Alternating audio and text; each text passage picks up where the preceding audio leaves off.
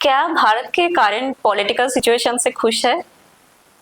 आज पूरा देश खुश है। जो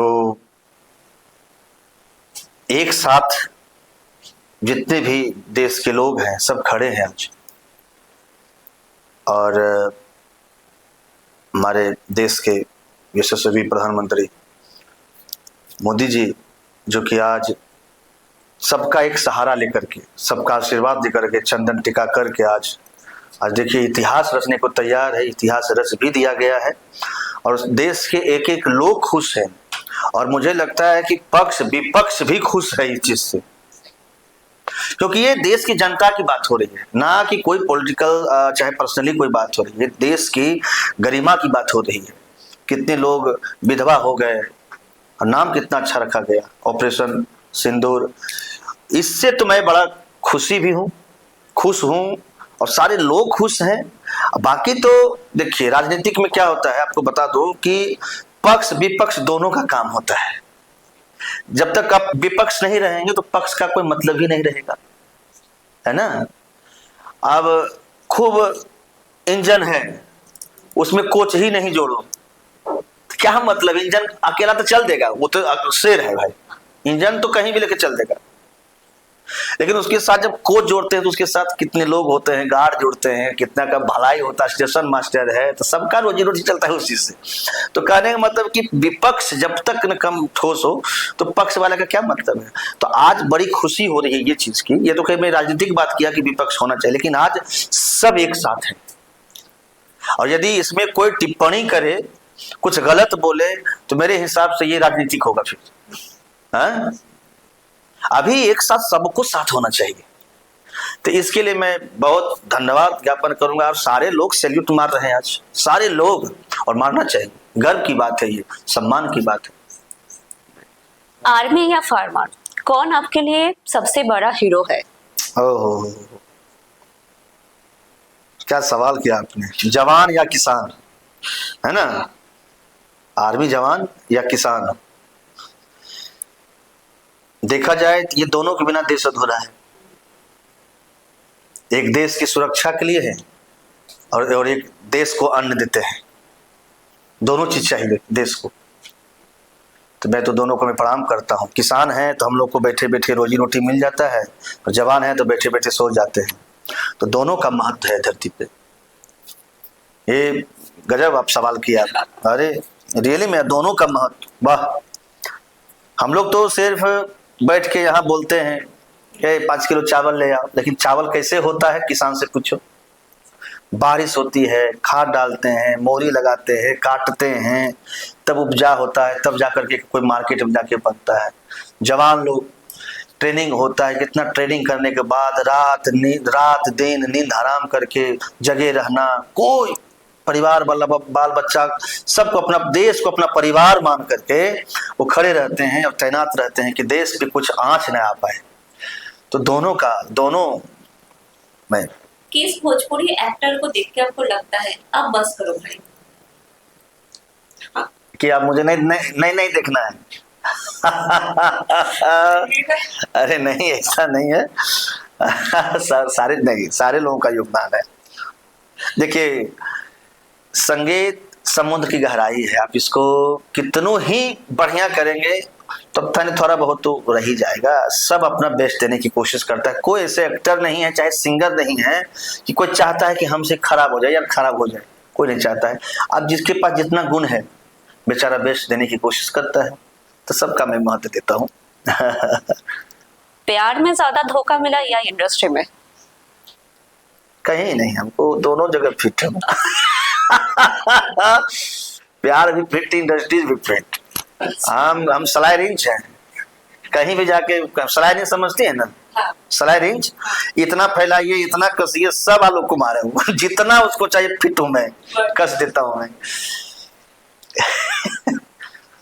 रणबीर कपूर या विक्की कौशल, कौन आपका बायोपिक सबसे अच्छा रोल प्ले कर सकते हैं? हालांकि रणबीर कपूर जी क्या है, थोड़ा सा वो हार्ड मुझे लगते हैं। वो हार्ड वर्क करने के लिए बहुत लड़ाई थे। वो मतलब मुझे ऐसा लगता है कि वर्क के प्रति वो विक्की कौशल जी पे, लेकिन मैं इनको रणबीर कपूर को मैं ज्यादा लाइक करता हूँ। अच्छा, हाँ। क्या आपको लगता है बिहार और यूपी के लोगों को इन बाहर में भी बहुत अनफेयरली जजमेंट किया जाता है? नहीं, ऐसा तो मुझे लगता है कि नहीं है। और क्योंकि मैं रहा हूँ मुंबई में, बेंगलोर भी रहा हूँ, चंडीगढ़ भी रहा हूँ, तो जहाँ जहाँ गया हूँ तो वहाँ तो बिहार के लोग तो रहते ही हैं। अब कमियां कहाँ हैं मैं बताता हूँ। जैसे समझिए कि चंडीगढ़ में बिहार के लोग हैं मान लिया 5,000। अब इसी में से कुछ गलती हो जाती है किसी से, या मारपीट कर लेना, या तो कुछ भावना गलत हो जाना किसी के प्रति, है ना, किसी के प्रति, या तो लड़की के प्रति, या तो चोरी की भावना में, या तो कुछ की भावना। कुछ ऐसे लोग होते हैं जो कि समझ नहीं पाते हैं, तो एक लोग के कारण बदनाम होते हैं बिहारी। हालांकि बिहार के लोग बहुत अच्छे हैं, इतना मतलब कोई देख लेता था, अरे आलोक भैया है, ये है, मेरे ये है, तो मैं दोष नहीं दूंगा। तो दिक्कत कहाँ होती है कि बिहार के लोग, मैं बताता हूँ सच बात, कि बिहार के यूपी के लोग इतने भरे पड़े हैं ना कि उनको इरिटेट होता है कि इतने लोग क्यों हैं। हालांकि काम है, काम इन्हीं लोगों से है, काम इन्हीं लोगों से है। ऑटो भी चलाते हैं, देखता हूँ कि बिहार यूपी भैया कहाँ बढ़ा, तो जौनपुर से बनी। अच्छा, तो बम्बई में क्या करो हुआ, तो भैया क्या करें, तो कहाँ से बना, तो बिहार से बने, तो खाली बिहार लोग। लेकिन ये भी देखा जाए तो मेरे हिसाब से गलत है कि आज भी हमारे बिहार में ऐसा क्या हो गया है कि लोग को बाहर जाना पड़ता है। मजबूरी है ना, यहाँ रोजी रोटी नहीं हो पा रहा है तो बाहर। तो सरकार को भी सोचना चाहिए कि मैं कुछ बिहार के वासियों के लिए कुछ करूँ इंडस्ट्री। लेकिन अब धीरे धीरे हो रहा है, अच्छा कर रहे हैं। तो मैं अब एक ही बार तो मैं नहीं चाहता कि एक ही बार सब खड़ा कर दे। धीरे धीरे कोई भी चीज होता है तो धीरे धीरे सब कुछ अच्छा हो जाएगा। जी। भोजपुरी इंडस्ट्री को किससे सबसे ज्यादा प्यार मिला, लालू जी या नीतीश जी से? देखिए, दोनों से प्यार मिला। जब सुर संग्राम में थे तो लालू यादव जी एक बात बोले थे, मुझे याद है। ग्रैंड फिनाले हुआ था गांधी मैदान में, उस समय लाइव शो चल रहा था। लाइव मतलब अभी चल रहा है गांधी मैदान में, आप टीवी देख रहे हो, लाइव शो था। लालू यादव जी आए थे तो बोले थे कि यार ये तो यूपी बिहार का प्रोग्राम है और फिनाले हो रहा है हमारा बिहार में गांधी मैदान में। यूपी से लोग आए हैं, 2-2.5 लोग आए हैं, 2-2.5 लाख लोग आए थे यूपी से। अरे देखते दृश्य आप, बाप, जितना अंदर लोग थे ना गांधी मैदान, उतना बाहर थे। समझिए कि पैक था पटना। लालू यादव जी एक बात बोले, अच्छा हमको भी बड़ी खुशी था। हालांकि इनाम था 50 लाख, जो जीतेगा उसको मिलेगा 50 लाख। तो लालू यादव जी की एक बात बड़ी अच्छी लगी कि देखो, जब लास्ट में रिजल्ट सुनाने की बात आए तो बोले देखिए ये हमारा बिहार है और यूपी से चल के आए हैं लोग, तो मैं उनका अपमान नहीं कर सकता हूं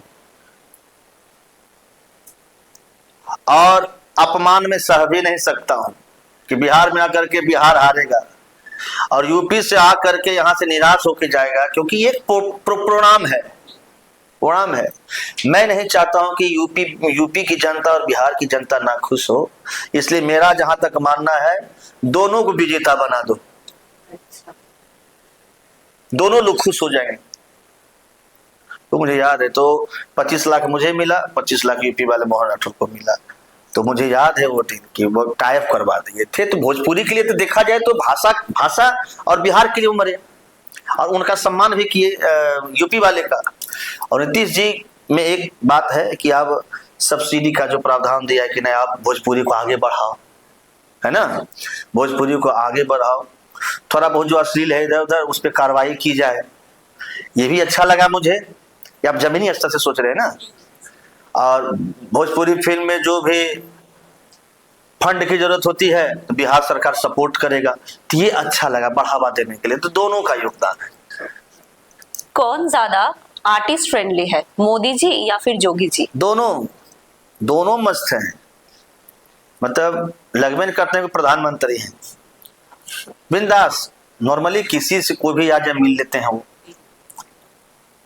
तो उनका एक स्वभाव बड़ा अच्छा लगता है। ये चीज मुझे बड़ी अच्छी लगती है।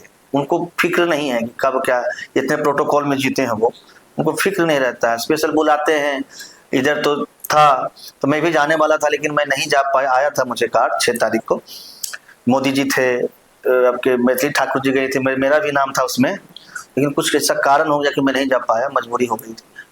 लेकिन आराम से मिले वो, देखा मैं फिर पछतावा आया कि काश मैं भी रहता तो मैं भी मिलता। एक यादगार पल होता है ना, ये एक यादगार के लिए मिलना। तो योगी जी भी बहुत कलाकार को ये करते, देखिए यूपी में सब्सिडी एकदम धन धन अरे जितना फिल्म बनाना है बनाओ, यूपी सरकार देगी। तो दोनों का महत्व है, मतलब दोनों लोग अच्छे हैं। मोदी जी भी, योगी जी बहुत कलाकार, हंसते भी हैं, ताली भी बजाते हैं। ये चीज अच्छा लगता है। एक प्रधानमंत्री, देश के आप मुखिया हैं और इतना पोलाइटली रहते हैं, इतना इजी वे में, तो बड़ा अच्छा लगता है सब। अब मेरा आखिरी सवाल है कि आप तो एक संगीत के बैकग्राउंड से बिलोंग कर रहे हैं, सुर संगम जैसा एक रियलिटी शो से आप आज इस जगह तक पहुंचे हैं। तो अभी भी बहुत सारा बच्चे को लोग देखते हैं कि पेरेंट्स लोग बचपन से रियलिटी शो में पार्टिसिपेट करवाते हैं। बहुत कोई संगीत को लेके अपना करियर बनाने को सोचता है, तो उन लोगों के लिए आप क्या मोटिवेशन देना चाहेंगे, कुछ गाइडेंस देना चाहेंगे? रियलिटी शो में यदि जाना चाहते हैं आप, और रियलिटी शो के बाद यदि कुछ करना चाहते हैं, रियलिटी शो तो एक प्रोग्राम है, एक नाम है, कुछ फंड मिल जाएगा आपको, कुछ एक चेहरा दिख जाएगा, लेकिन उसके बाद जब आप करियर, क्योंकि वही करियर नहीं है ना, वो तो आप जीत गए, एक शो आपने जीता। करियर की शुरुआत तब होती है जब आप बड़े सिंगर के साथ जब टकराएंगे, क्योंकि आपको वहीं से टकराना है। जैसे मैं जब इंडस्ट्रीज में आया तो बड़े लोगों से टकराया, कैलाश खेर जी से, उदित नारायण जी से, वहां पे हमको कंपटीशन देना, वहां पे हमको बेस्ट गाना था, तब ना आलोक कुमार गाएगा, नहीं तो नहीं गाएगा तो जीत गए। अच्छा कोई अच्छा नहीं आएगा उसमें तो तुम अच्छे हो तो जीत गए, होता है ना भाई। चलो सब एकदम गौ गणेश आया होगा, तुम उसमें से एक अच्छे हो गए तो तुम जीत गए। लेकिन यहाँ तो जो भी है सब तपा हुआ है सिंगर। तो कहने का मतलब कि जिसको भी सिंगर बनना है एज ए प्रोफेशनल, तो आप उसमें आप तैयारी कीजिए, सीखिए, पढ़िए, सुर का जानकार लीजिए। उसके बाद आप कहीं भी ऑडिशन होता है आप वहाँ जाके दीजिए। सेलेक्ट होने के बाद मेहनत कीजिए, सिंगिंग आप जो वहाँ सिखाने वाला है तो उनसे सीखिए और विनर होइए। उसके बाद फिर कंपटीशन अब से स्टार्ट होगा सिंगिंग का। उसके बाद फिर दोस्त यार बन जाते हैं, फिर लोग मिलने लगते हैं, फिर आपको पुश कर देगा, आप सिंगर बन जाएंगे। बहुत बड़ा ये नहीं है, बट मेहनत करना पड़ेगा। ठीक। थैंक यू आलोक जी, आपसे बात करके बहुत अच्छा लगा। बहुत बहुत धन्यवाद।